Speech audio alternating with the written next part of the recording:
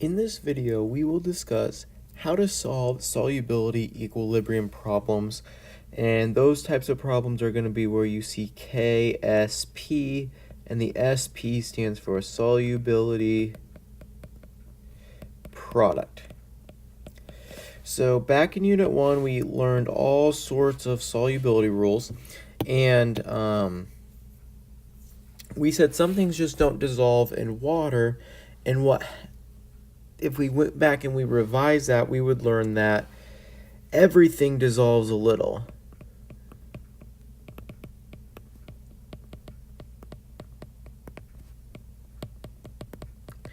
And what these types of problems are with KSP is they will help us figure out exactly how much did dissolve. So I'm going to go through and I'm going to look at some problems. The first thing, though, before I do number 1 here, is we want to make sure we have a clear understanding of what molar solubility is. Molar solubility is how many moles of your solid dissolves in water. And here's what is really, really, really important, and it doesn't seem important, but you'll see that it is molar solubility is just for solids. Okay, and then substances that have a higher molar solubility, they will be more soluble in water. So let's look at number 1. Number 1 says lead 2 chloride is insoluble in water, but it does dissolve a little. And if I take some lead 2 chloride and I place it in water at 298 Kelvin, and I determine that the lead concentration is 1.62 times 10 to the minus 2 molar, what would the concentration of the chloride be? And then from that, what is the KSP for lead 2 chloride? Okay, so what I want to write is a dissolution reaction where I take PbCl2 solid and I dissolve it in water. Now, if you go by solubility rules, we would say this does not dissolve in water, but what we've talked about thus far in this video is that everything will dissolve at least just a little bit. And what I know is that this concentration for Pb plus 2 is 1.62 times 10 to the minus 2 molar, and that was given. So then what I can do is I can just mole bridge over to chloride, and I can say, well, 1.62 times 10 to the minus 2 moles of Pb plus 2 divided by 1 liter. I don't really care about the liters. I'm just trying to get to a mole bridge. There are 1 mole of Pb2 plus for every 2 mole of Cl minus 1, and that math will give me this to be 3.24 times 10 to the minus 2 molar for Cl minus 1. If I write a KSP expression, that's nothing new. That's not a weird equilibrium expression. We just do products divided by reactants. And so I'm going to take Pb plus 2 to the first power, Cl minus 1, and that'll go to the second power because of that coefficient. And then divided by 1, or just not as a fraction, because my lead 2 chloride is a solid, so I cannot include that. So then I just plug in the molarities that I know. Lead is 1.62 times 10 to the minus 2 molar, and then chloride is 3.24 times 10 to the minus 2 molar. Then I got to square that. I plug this into my calculator, and I got 1.70 times 10 to the minus 5. And that is the KSP for that problem. Okay, we'll scroll down here. Let's do number 3 and number 4. And in number 3, this one gives us the molar solubility of bismuth sulfide. And it's 1 times 10 to the minus 15 molar. And I need to determine the equilibrium constant, just the KSP for bismuth sulfide. So the first thing I'm going to do is I'm going to write a dissolution reaction, Bi2S3, and that's going to break apart into 2 bismuth, Bi plus 3. All ions are aqueous, plus 3S2 minus aqueous. And here's what's different in number 3 is I don't know this because I know where this problem is going to go, and let me show you. I know that if I get this and this, whatever that is, I can say KSP is equal to BI plus 3 squared times S2 minus cubed. And then I can plug in those numbers, whatever they are, and I have KSP. Problem is I don't know those numbers. But here's what I do know, is I know that I'm given the molar solubility. And if you remember back to the start of this video, I said molar solubility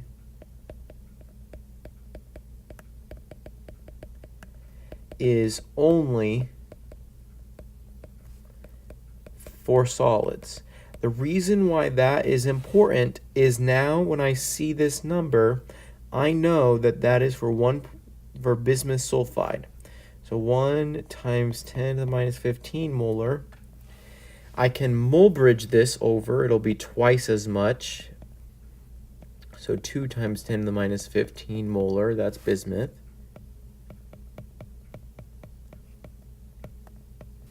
And then to do sulfide, it'll be 3 times as much. So that'll be 3 times 10 to the minus 15 molar.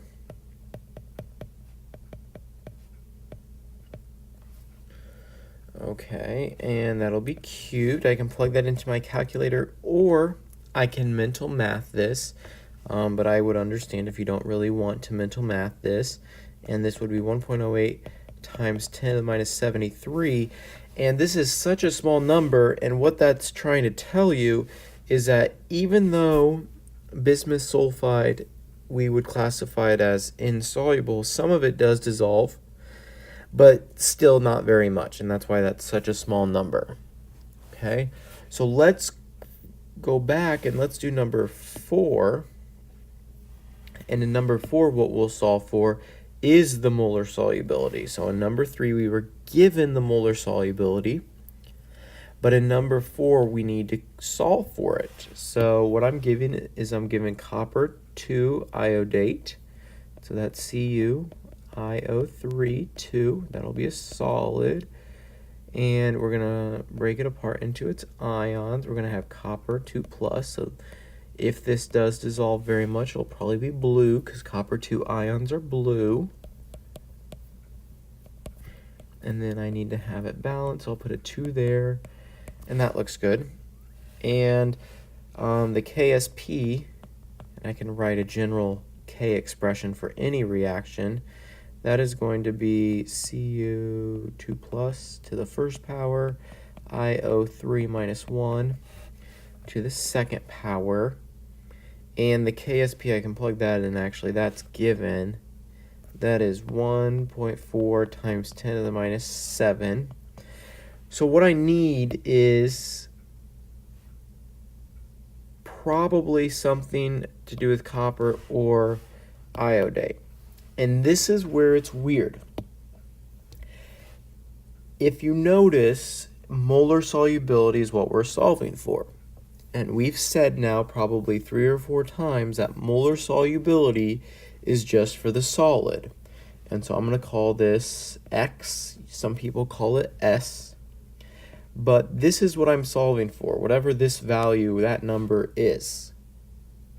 And what I can say, though, is that if I mole bridged it, I would times it by 1 to get to just Cu plus 2.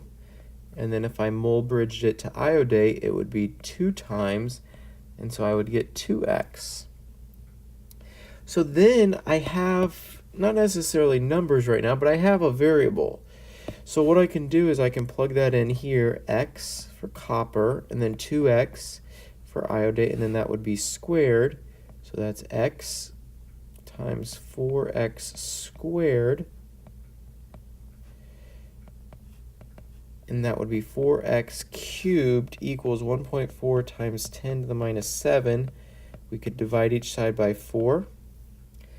And when we do that, let me see what we get. We get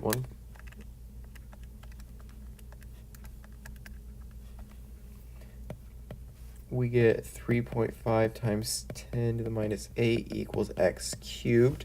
We have to take the cube root, which would be taking this to the 1/3 power.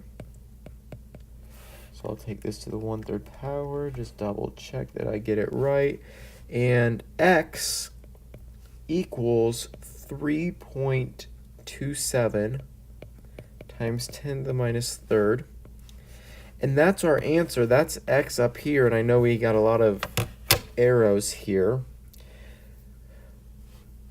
The last thing I need to do is just add an m, because it is molar solubility, and since it's molar, molar means molarity, and so that's the answer on that one. Okay, we'll go ahead and do one more problem, and I would make sure you know how to do a problem like this. This will be number 4. Okay, so what it's asking is, will silver iodate precipitate if we mix 20 milliliters of 0.01 molar silver nitrate, so that'll give us the silver, and 10 milliliters of 0.015 molar sodium iodate, that'll give us the iodate. And here's, when I look at this, here is what's kind of important to see. I'm taking 20 milliliters of something and mixing it with 10 milliliters. So my final volume is, of course, 30 milliliters. Sometimes the AP people, they will say assume volumes are additive, and all that means is assume that 20 milliliters plus 10 milliliters is 30 milliliters. And because I'm mixing things, silver, I'm mixing something with something that doesn't have silver, silver's actually going to get diluted. So I want to get the concentration of silver once it does get diluted here, and I'm just going to write the regular dissociation reaction, because then once I start getting numbers, I can plug in numbers here. And, okay, so silver is Ag plus 1. I'm just going to do M1V1 equals M2V2. Silver's initial molarity was 0.01. Its initial volume was 20 milliliters. We're solving for M2, and its new volume is, of course, 30 milliliters. So 0.01 times 20 divided by 30. We get 6.67 times 10 to the minus 3 molar. So I'm going to plug that in here for silver, or line it up, I should say. And then iodate, IO3 with a minus 1 charge, M1V1 equals M2V2. The initial molarity was 0.015. The initial volume was 10 milliliters. The new molarity is what we're solving for, so that will be M2. And then, of course, the final volume, because they'll be in the same container, has to be 30 milliliters. And for iodate, I get 5 times 10 to the minus 3rd molar. So we'll plug that in. And this problem is different because it's asking, will I get a precipitate? And when I see this solid is the precipitate. So I can reword this question, and instead of saying, will silver iodate precipitate, it's asking, will the reaction shift left? Because if we go left here, that is where our solid is. And if I'm talking about shifting,